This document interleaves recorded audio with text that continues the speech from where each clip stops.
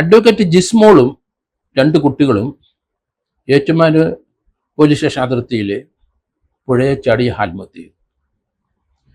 ജിസ്മോള് ഹൈക്കോടതി പ്രാക്ടീസ് ചെയ്യുന്ന BA LLB കാരിയാണ്.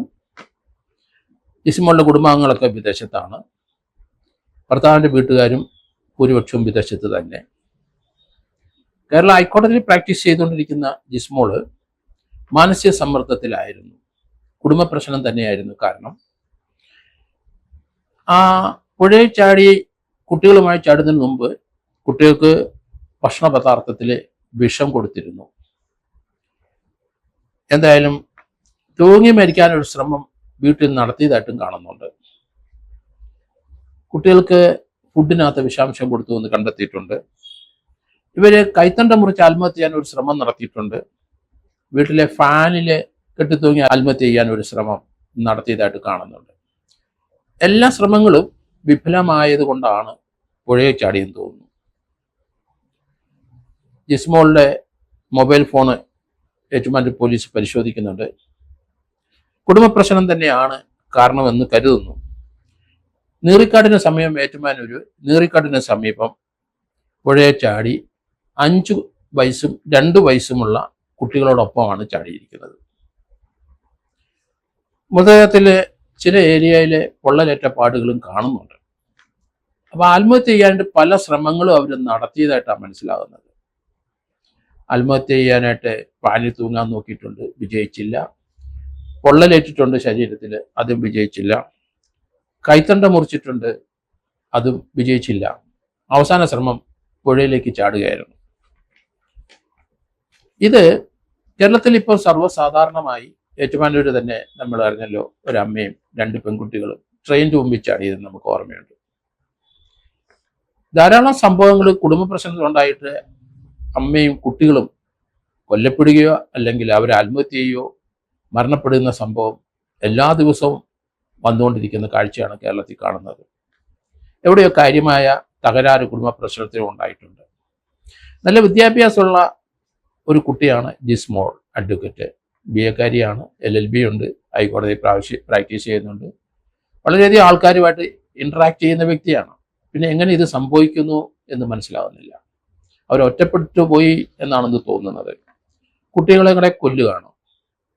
കുട്ടികളെ കൊന്നിട്ട് അവർ ആത്മഹത്യ ചെയ്യാനുള്ള ശ്രമം തന്നെയായിരിക്കണം നടത്തിയത്. കാരണം ആദ്യം കുട്ടികൾക്ക് വിഷാംശം കൊടുത്തു എന്ന് തോന്നുന്നു. അത് കൊടുത്ത ശേഷം ഇവർ ആത്മഹത്യക്ക് ശ്രമിച്ചതെല്ലാം ഫെയിലിയറായി. ആ കുട്ടികൾക്ക് വിഷം കലർന്ന ഫുഡ് കൊടുത്തിട്ടും അതും ഫെയിലിയറായി. കുട്ടികളെയും വിളിച്ചുകൊണ്ട് 5ഉം 2ഉം വയസ്സുള്ള കുട്ടികളുമായി നീറിക്കാടിന് സമീപം പുഴയിലേക്ക് എടുത്ത് ചാടുകയാണ്. ഇന്ന് പോസ്റ്റ്മോർട്ടം നടക്കും 11 മണിക്ക്. ബന്ധുക്കളെല്ലാം വരാനുണ്ട്. എല്ലാ 2 കൂട്ടരുടെയും ഭാര്യയുടെയും ഭർത്താവിൻ്റെയും ബന്ധുക്കൾ വിദേശത്താണ്. ഭൂരിപക്ഷ ആൾക്കാർ അവിടെയാണ്. ഇത് ഒരു കുടുംബ പ്രശ്നമായിട്ട് തന്നെയാണ് കാണുന്നത്. അവരെ ജിസ്മോളുടെ ഫോൺ പരിശോധിക്കുന്നുണ്ട്. സൂയിസൈഡ് നോട്ടുകൾ എഴുതിയിട്ടുണ്ടോ ഇല്ലെന്നും പരിശോധിക്കുന്നുണ്ട്. പക്ഷേ ഇതുവരെ അതൊന്നും ലഭിച്ചിട്ടില്ല. അതുപോലെ തന്നെ കൊല്ലം കരുനാഗപ്പള്ളി ആദിനാട് വടക്ക് വാടകയ്ക്ക് താമസിക്കുന്ന താരാജി കൃഷ്ണൻ മക്കളുമായിട്ട് അവര് വീടിനുള്ളിൽ മണ്ണെണ്ണ ഒഴിച്ച് തീ കത്തിച്ച് മരണപ്പെട്ടു.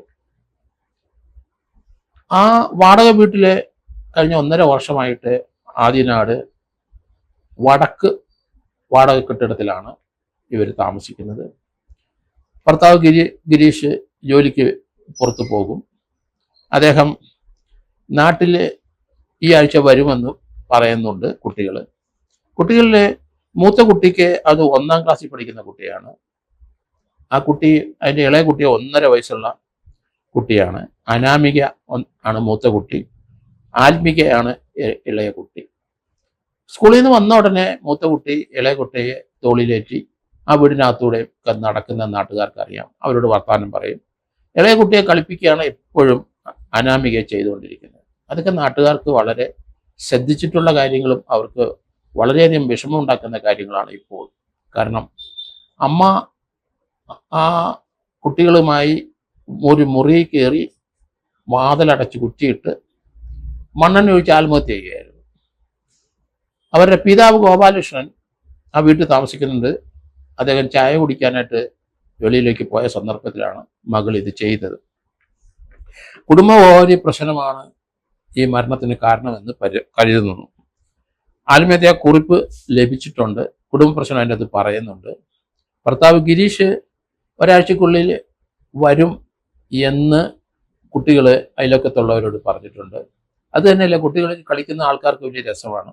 ആ വഴി പോകുമ്പോൾ കുട്ടികളോട് സംസാരിക്കും. ആ 1.5 വയസ്സുകാരെ ഏത് സമയം തോളിലേറ്റിക്കൊണ്ടാണ് മൂത്ത കുട്ടി അനാമിക സഞ്ചരിക്കുന്നത്, നടക്കുന്നത്. സ്കൂളിൽ നിന്ന് വന്ന ഉടനെ ആ കോമ്പൗണ്ടിനുള്ളിൽ 2 കൂട്ടി ഇരുന്ന് കളിക്കുന്ന നാട്ടുകാർക്ക്, റോഡ് സൈഡിലുള്ളവർക്കൊക്കെ കാണാം. സ്കൂളിൽ നിന്ന് എത്തിയാലേ ആ മതിൽക്കെട്ടിനുള്ളിൽ കുട്ടികളുടെ കളി, ആ വശത്തൂടെ നടക്കുന്നവരെല്ലാവരും ശ്രദ്ധിച്ചു കഴിഞ്ഞു, സംസാരിക്കും അവരോട്. എല്ലാവർക്കും ഇഷ്ടമാണ് ഈ കുട്ടികളെ. കാരണം 1ാം ക്ലാസ്സിൽ പഠിക്കുന്ന കുട്ടി, 1.5 വയസ്സുകാരി, മറ്റുള്ളവരെ പോലെ അല്ല.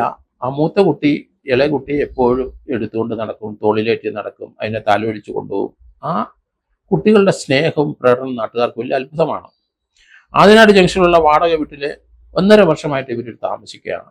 അവർ വീട്ടിൽ നിന്ന് മാറി പുതിയ വീട് വാടകയ്ക്ക് എടുക്കും, ഇല്ലെങ്കിൽ 1 വർഷം കൂടെ ഈ വീട് എക്സ്റ്റെൻഡ് ചെയ്യും, വാടക എക്സ്റ്റെൻഡ് ചെയ്യും എന്നൊക്കെ ആ താര അയൽവക്കത്തുള്ളവരുടെയൊക്കെ പറഞ്ഞിട്ടുണ്ട്. കൊല്ലം കരുനാഗപ്പള്ളിയിലെ ഈ സംഭവം ഈ ഇന്നലെ ഇന്നും 2 ദിവസം കൊണ്ട് നമ്മൾ ആ കുടുംബം ഒന്നടച്ച് ആത്മഹത്യ ചെയ്യുന്ന പ്രവണതയാണ് കാണുന്നത്. ഇവിടെ ഇപ്പം താരയും 2 മക്കളും അവർ മണ്ണെണ്ണ ഒഴിച്ച് ആത്മഹത്യ ചെയ്തു. ആദ്യം താര ഹോസ്പിറ്റലിൽ വെച്ച് മരിച്ചു, പിന്നീട് കുട്ടികളും മരിച്ചെന്നുള്ള വാർത്തയാണ് വെളിയിൽ വന്നത്. അതുപോലെ തന്നെ ഏറ്റുമാനൂർ സംഭവം നമ്മൾ കാണുന്നുണ്ട്. എന്തോ കാര്യമായ പ്രശ്നം കുടുംബങ്ങളിലൊക്കെ ഉണ്ടാകുന്നു. അവിടെയുള്ള പ്രശ്നം ഇവർക്കാർക്കും പരിഹരിക്കാൻ കഴിയുന്നില്ല. വിവരമുണ്ടെന്ന് കരുതുന്നവർക്ക് പോലും അത് പരിഹരിക്കാൻ സാധിക്കുന്നില്ല. അതാണ് ഇപ്പം കേരളത്തിലെ അവസ്ഥ. അത് മാനസിക സമ്മർദ്ദം ഏൽക്കാൻ ഇവരൊക്കെ ആരും തയ്യാറല്ല. ആർക്കും അത് ഓവർകം ചെയ്യാൻ കഴിയുന്നില്ല. എന്തെങ്കിലും നിങ്ങളുടെ ഒരു കുടുംബ പ്രശ്നം ഉണ്ടായിക്കഴിഞ്ഞാൽ അത് ചിലപ്പം തീവ്രമാകാം. അത് ആരും ഒരാളുമായിട്ട്, വിശ്വാസമുള്ള ഒരാളുമായിട്ട് പങ്കുവെക്കണം. അല്ലാതെ ഇതുപോലെ എടുത്തുചാടി സ്വയം ജീവിതം നശിപ്പിക്കുന്ന, കുട്ടികളെ കൊല്ലുന്ന ആ പ്രവണതയിലോട്ടും നമ്മൾ ആരും വരരുത്. അത് പുരുഷനായാലും സ്ത്രീ ആയാലും മറ്റൊരാളുമായിട്ട് അത് പങ്കുവെക്കുക. നിങ്ങൾക്ക് വിശ്വാസമുള്ള ഒരാളുടെ അടുത്ത് പറയുക, നിങ്ങളുടെ വിഷമതകൾ പറയുക. കാരണം ഞാൻ ഇങ്ങനെ ചെയ്യാൻ തീരുമാനിക്കുന്നു, അരുത് എന്ന് അവർ പറയും. തീർച്ചയായിട്ടും അതിനൊരു പോംവഴി ഉണ്ടാവും.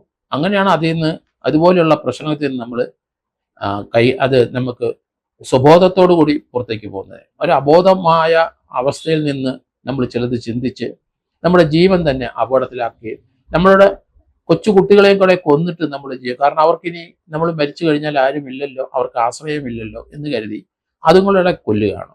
എന്നിട്ട് ആ പിഞ്ചു കുഞ്ഞുങ്ങളൊന്നും ഇതേപ്പറ്റി, ഈ ജീവിത പ്രശ്നങ്ങൾക്കൊന്നും അവർക്കറിയില്ല. അവർ ചിരിക്കുക, കളിക്കുക, അതൊക്കെ മാത്രമേ അറിയത്തുള്ളൂ. അത്ര പ്രായം കുറഞ്ഞ കുട്ടികളാണ്. അതുകൊണ്ട് ഇതുപോലെ എടുത്തുചാടി തീരുമാനം എടുക്കുന്ന വിദ്യാഭ്യാസം ഉള്ളവരും വിദ്യാഭ്യാസം ഇല്ലാത്തവരും ഒക്കെ ചെയ്യുന്നുണ്ട്. അതുകൊണ്ട് അവരൊന്നുകൂടെ ചിന്തിക്കണം. അവരുടെ ബന്ധുക്കളോ അല്ലെങ്കിൽ ഭർത്താവിൻ്റെ വീട്ടുകാരോ അല്ലെ ഭാര്യയുടെ വീട്ടുകാരോ അവരോട് ആർക്കും ഇത് പങ്കുവയ്ക്കാൻ ബുദ്ധിമുട്ടാണെങ്കിൽ 3ാമതൊരാൾ അല്ലെങ്കിൽ ഒരു അഡ്വക്കേറ്റിനെ, പരിചയമുള്ള ഏതെങ്കിലും ഒരു അഡ്വക്കേറ്റ് എടുത്ത്, അല്ലെങ്കിൽ നാട്ടുപ്രമാണി ആരെങ്കിലും വിശ്വാസമുള്ളവർ, രാഷ്ട്രീയക്കാരായാലും കുഴപ്പമില്ല, മതത്തിൻ്റെ ഉള്ളിലുള്ള ആരായാലും ശരി, രഹസ്യമായിട്ട് ഒരാളെ കണ്ടിട്ട് ഇത് പങ്കുവെക്കുക. അതിനുശേഷം തീരുമാനം എടുക്കുക. ഇതുപോലെയുള്ള അബദ്ധത്തിൽ എത്തിച്ചാടരുത് എന്നാണ് എൻ്റെ അഭ്യർത്ഥന.